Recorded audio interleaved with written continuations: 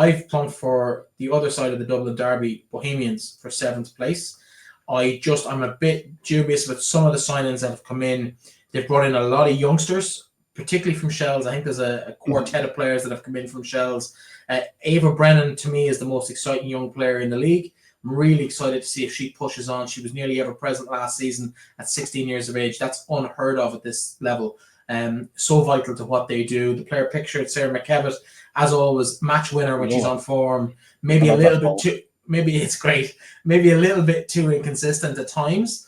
But I think if she can get that consistency and keep that high standard that she's got on a regular basis, Bows could finish much higher than 7th. But as I see it, that's kind of where I think they're going to end up. Some really exciting youngsters coming through, and then some reliable names like Mia Dodd. We know what Mia provides at this level in the league. Other players there as well. Alana McAvoy, she's been around the league at this stage. She knows where the back of the net is. Katie Malone, the same. Fiona Donnelly, solid as always. Good playmaker in midfield for whatever team she's playing with. And Lisa Murphy, a rock at the back. And Rachel Kelly on her day, one of the best goalkeepers in the league. Did she have a great year last year? I think she probably admit herself she probably didn't have her best season. But I think Bows should be better than this. The chopping and changing of managers in recent years probably doesn't help because they'd started to look really positive next year or last year. It'll be interesting to see how it happens this year. I'm really impressed by Alban Heise. We've spoken to him and about him on the show over the last 2 seasons. What he did at Limerick was phenomenal, in my opinion. If he has the same impact at Bows, they could really be challenging for 2nd or 3rd in the league this year. It'll take everybody playing every game 8 or 9 out of 10 for that to happen. Do I see it happening with Bows? Possibly not. So you want to know where I have Bows ranked? Yeah, go on. I have them in 6th. Okay. I think there's a lot of pressure on Alban Heise this year. I think there's a lot of pressure on this squad this year as a whole. I think there's a lot of pressure on Bows as a massive whole. Sorry if you can hear the dog. The dog is fine.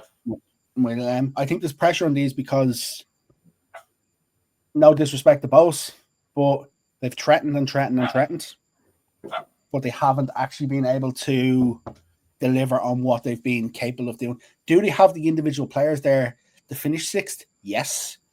But my concern as well is if they don't get the results early. I think Roisin McGovern for me is a smashing sign at centre back. I think Roisin coming back in from America, having played college football in America, is very, very good. But you look at this team, Emma Cochran made her debut last year, young Ava Fleming, Leah Riley probably didn't necessarily feature the way she would have wanted since coming in from Shells.